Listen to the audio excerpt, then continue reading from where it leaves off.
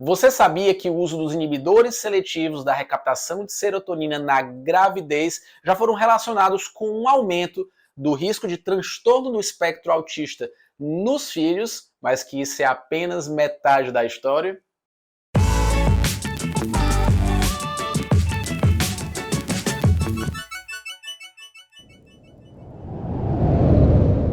Meu nome é Igor Emanuel, sou médico psiquiatra, docente Clube Psiampse, e eu quero falar para vocês sobre esse tema extremamente polêmico, que na verdade ele é polêmico porque a mídia leiga durante um bom tempo nos últimos anos noticiou que haveria esse risco entre essa classe de fármacos e o aumento do risco de TEA. E vamos entender o que de fato a literatura científica tem trazido sobre este tema. É bem verdade que já faz aí uns 5 a 7 anos que começaram a sair alguns estudos de coorte, que são os melhores estudos quando a gente pensa em gestação, já que a gente não pode fazer ensaio clínico randomizado, que mostravam essa associação. Então, de fato, existia isso. Só que há grandes problemas metodológicos nessas pesquisas.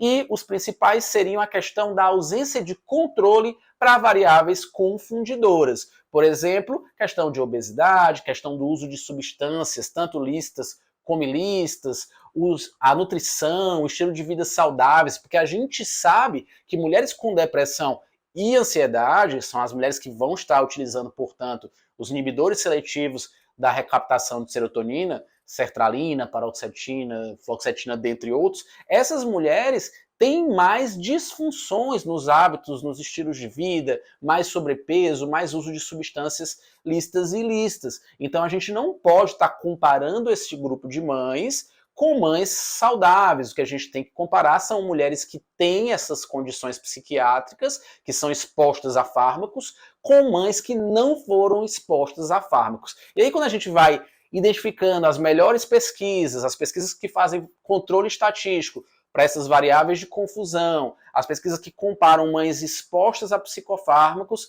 versus aquelas que têm depressão, têm ansiedade, mas não foram expostas, a gente vê que não há um aumento desse risco. Outro fator também bastante importante são as variáveis genéticas. Existe uma agregação entre a genética, entre o pool genético, nessa composição dos genes ligados à depressão e ligados também a transtorno do espectro autista, a genes sobrepostos. Então a gente precisa entender que se não houver um controle adequado para essas variáveis genéticas, nós vamos também ter fatores de confusão, pois as mães que têm depressão e, portanto, essa agregação genética familiar mais provável entre os dois diagnósticos são justamente as mães que vão utilizar psicofármacos, e isso gera uma grande confusão do ponto de vista de estudos. O que a pesquisa tem mostrado, e aí é bastante interessante esse dado, é que você pegando o grupo de mães que foram expostas a remédio antes da gravidez versus mães que foram expostas a remédios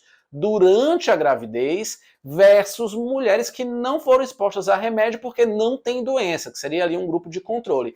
Quando a gente pega esses dois grupos de mães aqui, elas têm um risco aumentado de transtorno do espectro autista frente ao grupo que não tem doença. Mas quando você compara as que foram expostas antes da gravidez e durante a gravidez, esse risco na prole ele é basicamente o mesmo. Então não é o remédio, já que as mães expostas antes da gravidez também tiveram esse risco aumentado de TEA nos filhos. Então essa é a minha mensagem de hoje, fica a reflexão, assim a gente consegue conversar melhor com os nossos pacientes no dia a dia do consultório. Até o próximo vídeo.